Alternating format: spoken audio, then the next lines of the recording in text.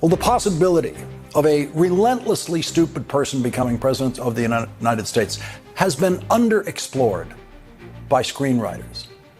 And then Donald Trump came along and went far beyond what Hollywood could ever imagine in the presidency. Prior to Donald Trump, the challenge for screenwriters and fiction writers would have been, first of all, how could a profoundly stupid person be elected president of the United States? And then, how could a profoundly stupid person get through a day on the job as president? The fictional president, played brilliantly by Martin Sheen on NBC's Emmy-winning series The West Wing, was a wise and carefully thoughtful president for whom I wrote several episode scripts over 7 years of that series. And if I were writing the character of a stupid president in a script, I would simply have had the stupid president completely rely on a smart White House staff and a smart cabinet and just hide behind those people. And absolutely, and I mean absolutely, never talk to the press, because a stupid president's stupidity would be immediately exposed by the White House press corps. And on that point, I would have been very wrong, because it turns out the stupidest presidency in American history has the stupidest White House press corps in American history, as far as we can tell. And the press corps have become accessories, as they proved again today. No one could have imagined that if we get the stupidest president in history, we would also get the stupidest White House press corps collectively in history. But that is where we are. Some individual members of the White House press corps, and I want to stress this, remain excellent at their jobs. But they frequently don't get to ask Donald Trump a question in the elbow-to-elbow question competition that occurs when Donald Trump invites them into the Oval Office, or, as it was today, in the cabinet room.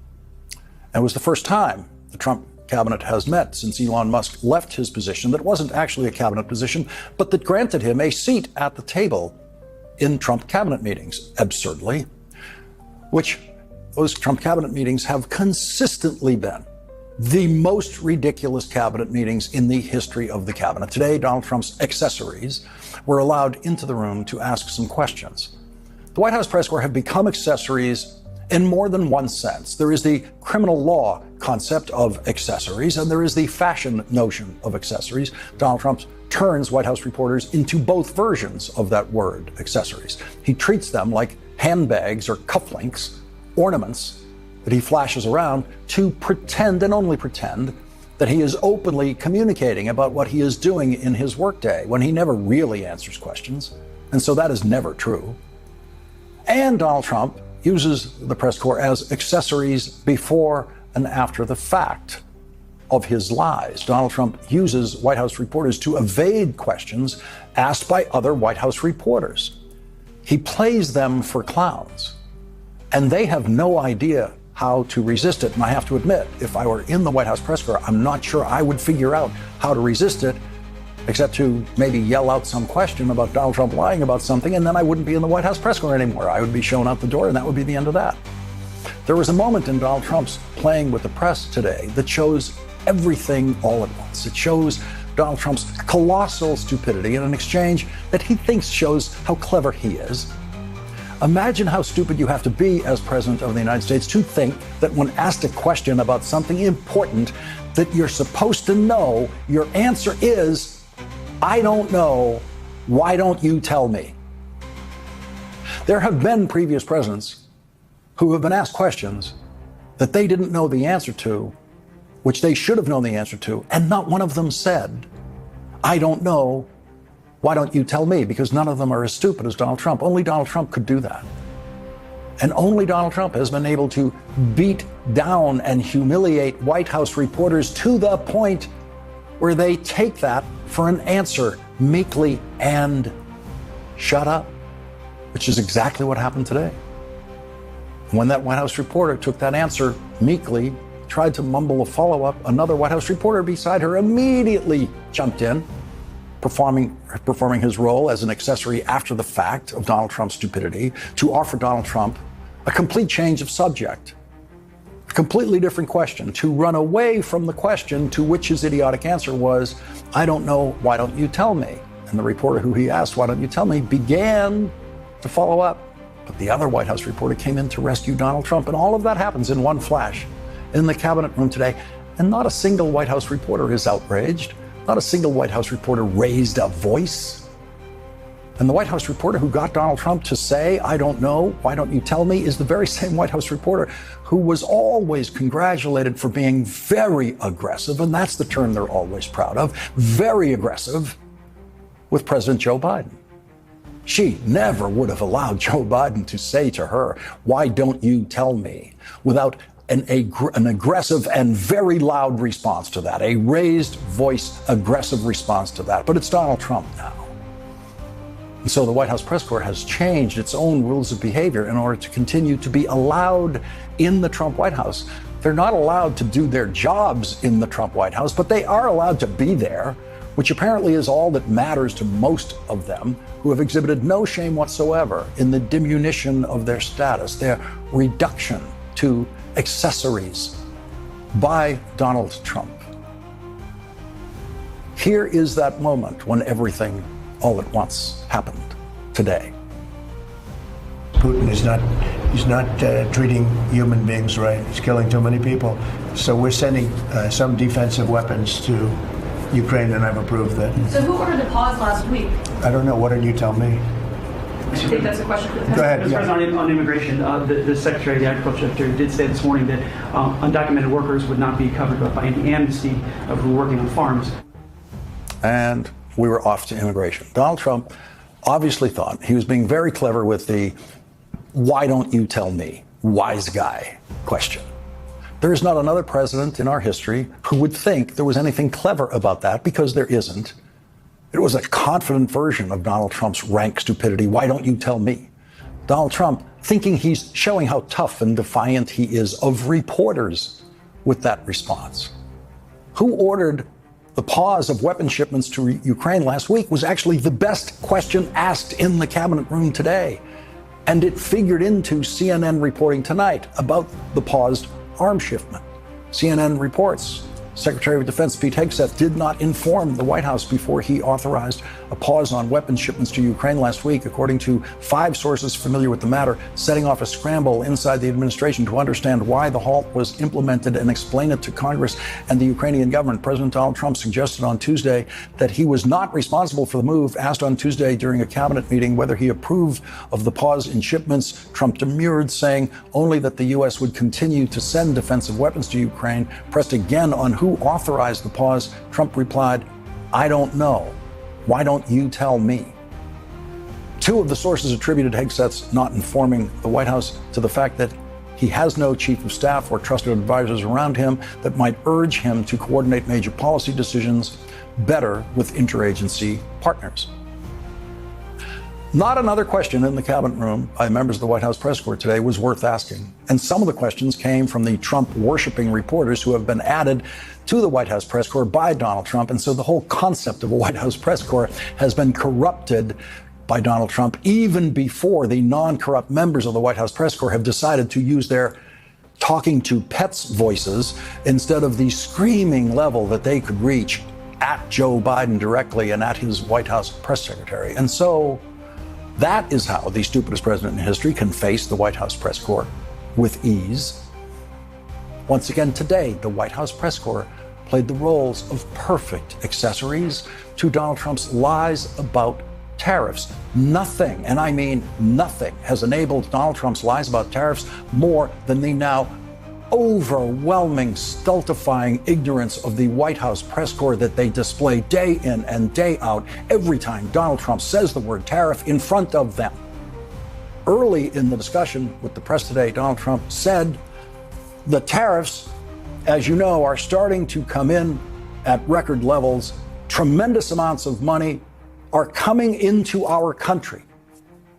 He said that, and not one White House reporter said zero money is coming into the country from tariffs. Not one White House reporter chose today as the day to demonstrate that at least that one reporter knows that the money Donald Trump is talking about coming into our country is already here. It is in your wallet. It is in your bank account.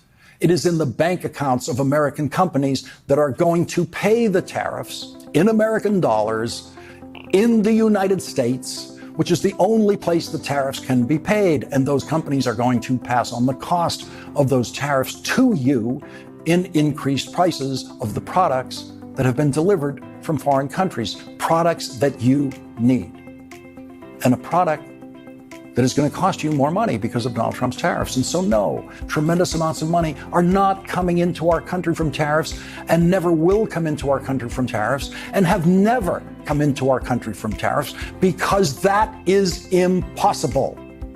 And no White House reporter seems to know that. And the entire crew of White House reporters is stained now by the disgrace of White House reporters failing to point out that every time Donald Trump tells that lie, that it is a lie, and failing to ask him why he's telling that lie, failing to ask him why he cannot admit that tariffs imposed by Donald Trump are paid only by people in America with American dollars at the port of entry into the United States, that no foreign country has ever paid 1 penny of a tariff to the United States and never will, and it can never be that way, never has been, and never will work that way. No tariff has ever worked that way. White House press corps doesn't know that. At least, according to what they say, when they're given a chance, not one of them knows that. And toward the end of Donald Trump's discussion with reporters, Donald Trump gave them a history lesson during which, by their silence, they declined to reveal if a single one of them knows just how much dementia it takes to think that this Trump story is American history, and this is what Donald Trump actually said.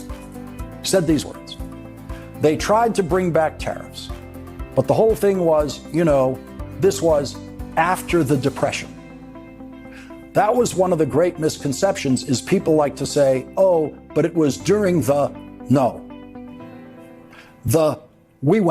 country had a Great Depression, and then after the Depression, long after it started, they brought back tariffs to see if they could save it.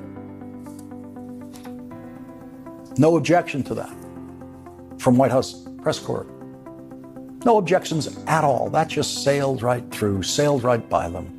Viewers of this program know that these Smoot-Hawley tariffs were written by the Republican chairman of the House Ways and Means Committee and the Republican chairman of the Senate Finance Committee, both of which committees have jurisdiction over tariffs, and they got the tariffs in effect by history named after themselves, Senator Reed Smoot and Congressman Willis Hawley.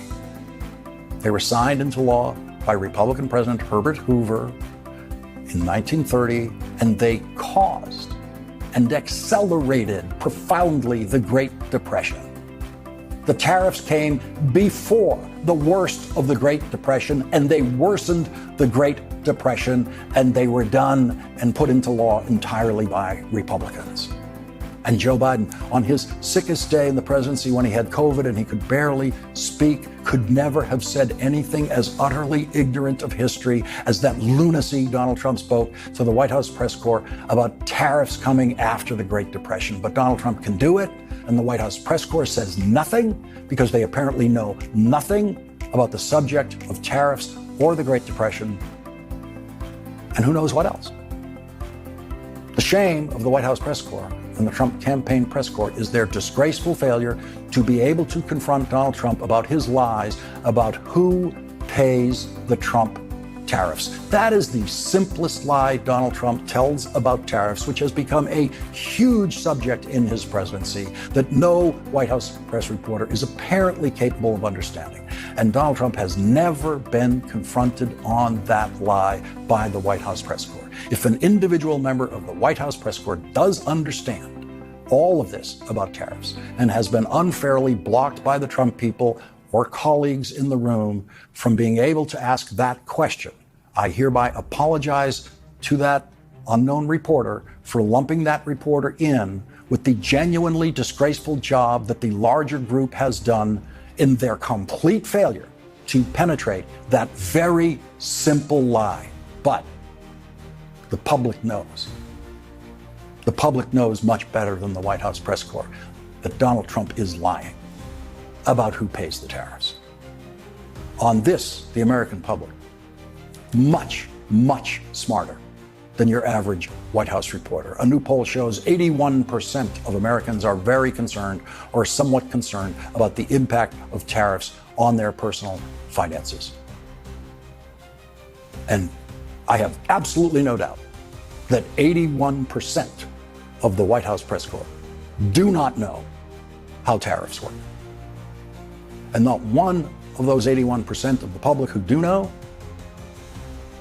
who are completely correct in their concern, have had any help at all in comprehending the Trump tariffs from the White House press corps.